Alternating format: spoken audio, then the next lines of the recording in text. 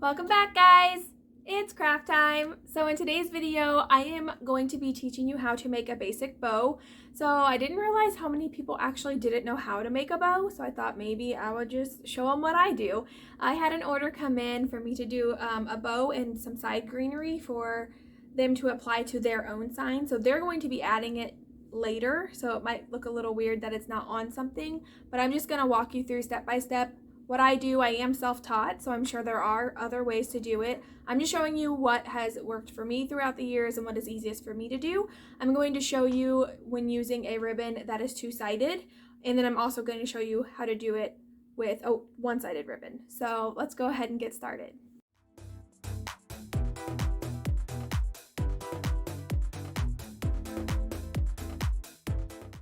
To get started, you will need your ribbon of choice that is wired. You'll need some kind of floral wire, or a pipe cleaner would work as well. You will need pliers and something to cut the wire with. You will also need a ruler. And then I have this spool of yarn twine stuff that I was going to use, but I ended up not using it because it was a little too flimsy for what I was using it for. A pair of scissors, and then if you're going to add greenery around your bow, then a handful of greenery of your choice. And then I have poster board here, which you probably won't need for your project. Like I said in the beginning, this is for someone who will be doing a round for their door, and they asked me to do the bow and the greenery for it. They're going to put that on themselves, but I needed something to reference so that I know that I'm making it to size. It's an 18-inch round, so I am using my floral wire. I'm wrapping it around the edge of my pencil, and then I'm going to measure the wire out to 9 inches. I'm going to go a little bit further than that so that I can snip it off and then wrap the excess around a toothpick, and then that's going to allow me to make a circle on the poster board to give myself a template, just so I know that I'm making the bow the right size. It's not going to be too big, it's not going to be too small, and then it'll also show me kind of where my greenery can lay to where it would look good. So I just wanted a way to make a nice circle. This is kind of what I came up with. Like I said, I just wrapped it around the tip of the pencil and then the tip of the toothpick. I put a central point, and when I put my toothpick into the middle, I kind of pushed down so it indented the poster board in case I needed to pick it up, and then I just followed it around to make a circle. To get started on your bow, you're going to kind of want to have an idea in your head on how big you want it to be and how many loops you want to have.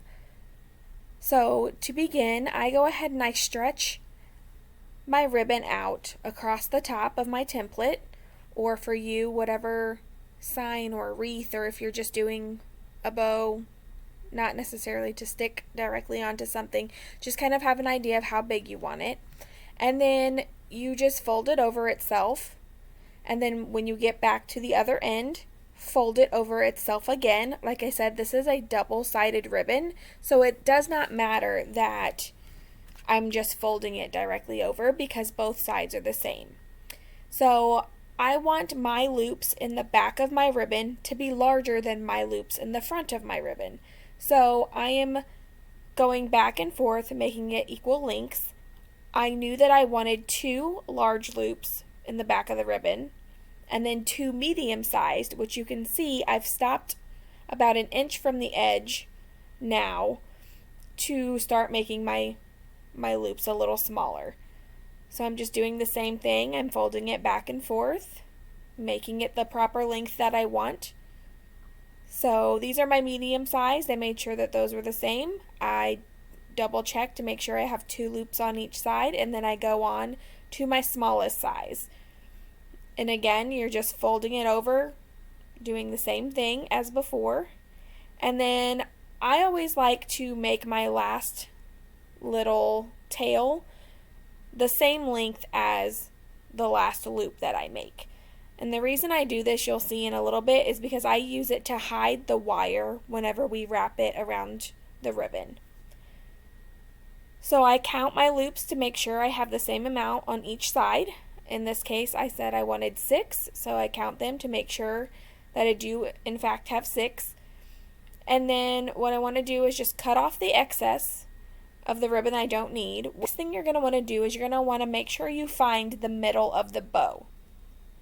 So I do that. I just kind of fold it in half to kind of give me a more visual crease so that I know I'm in the right spot.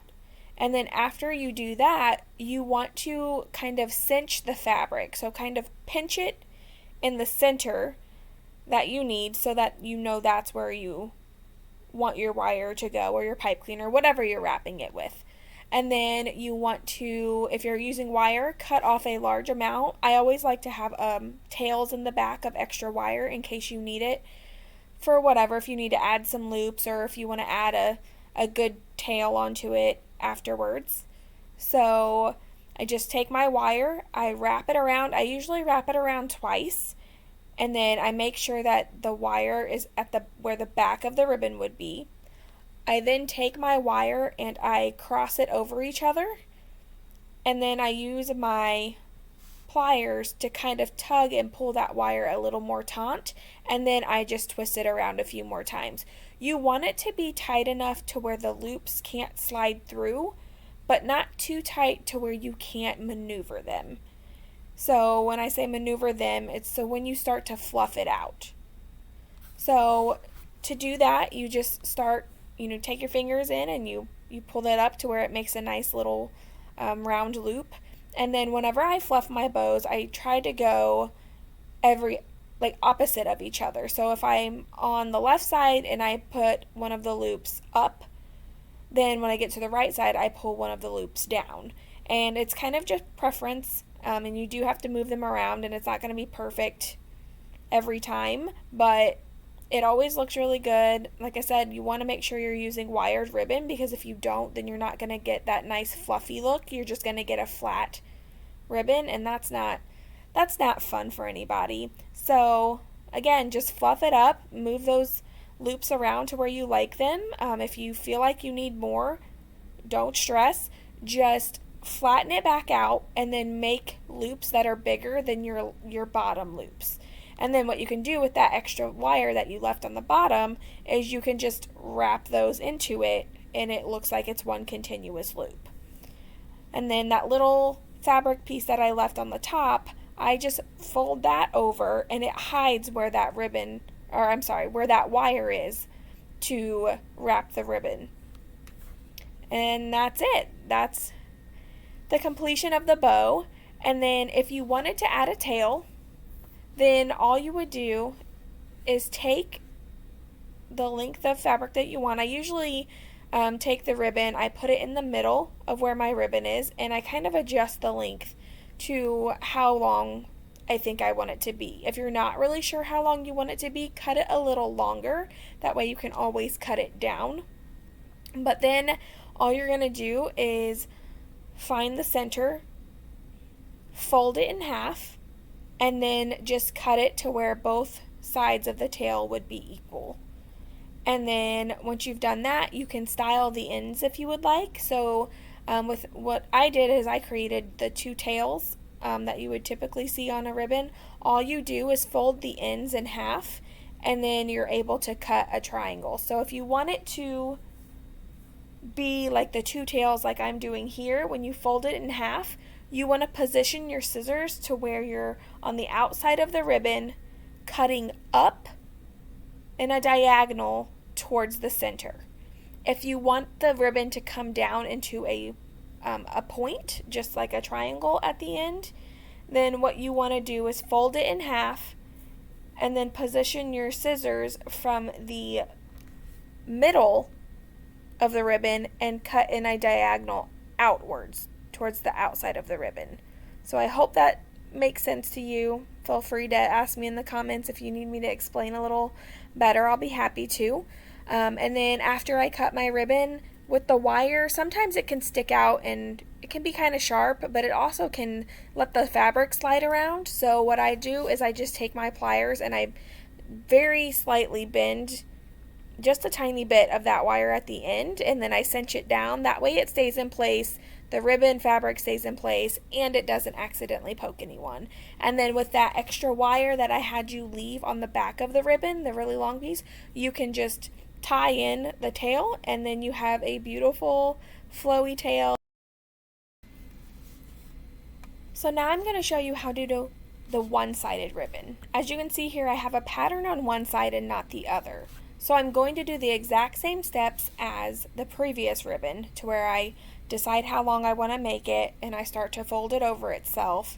However, once I start to fold it like I did the other, you can see that the pattern is not showing. There's an easy fix to this. All you want to do is find the middle of your fabric after you've laid it over itself, pinch it in the middle, and twist it over one time.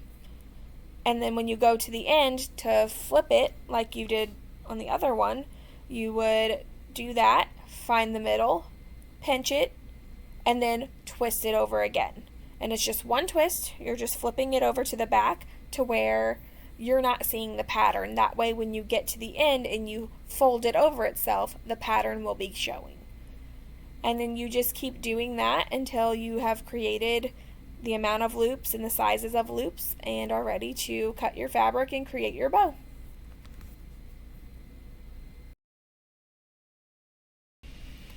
Next, I'm going to be speeding you through how to make the greenery sides. So typically when I would do this, I would have the piece in front of me, and after I've built the greenery, I would just be attaching it to whatever that piece is. This one's kind of different. So what I'm going to do is use the pieces of greenery that I have with long stems, and I'm going to connect everything to that stem. That way it's one piece that I can hand over to her that she can attach easily. So to do that, all you need is to pick which greenery you want to use, have your floral wire and your pliers and your cutters handy. So I start out by just kind of mapping out what I want to do with the greenery. So I just kind of lay it out, play around with it, move things around, and when I get a style or look that I like, that's when I move forward to create the look. So to do that, sometimes I cut down some of the greenery that I have, sometimes I leave the full pieces. Other people might even just take the pre-bought greenery and just the whole entire thing and put it on theirs. That's fine too. I don't typically do that because sometimes I think it gets clumpy and weird in some spots, and I just like to make it kind of fan out so that you can see everything, and I just think it looks a little bit nicer. So all I'm doing is using my floral wire to wrap it around each piece and cinch it down. If you want to have some extra security, you're more than welcome to use some hot glue and just add a little dab. You do want to be careful though, because with the plastic greenery, you can melt or disform it. So that's all I'm doing, is I'm just taking my pliers, I put the wire around, I twist it, and then I take the pliers, I put them as close to the stem of the place that I'm working on, and I pull it out to make it tighter, and then I twist it with the pliers, and that cinches it down really tight so that it shouldn't go anywhere. And I just repeat this process until I have the look that I want. I didn't show both sides, but just like a good set of eyebrows, you want your sides to look like sisters, not twins, so don't stress out if they don't both look exactly alike. It gives it character and it makes it look more realistic.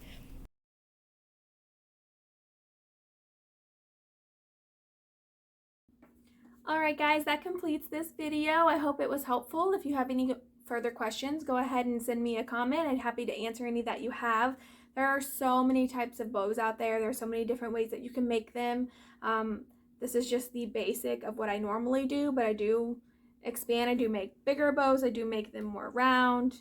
There is just so much that you can do. Sometimes I take smaller ribbon, I lay it over the bigger ribbon, and it just gives it a little bit more to look at, makes it a little better design.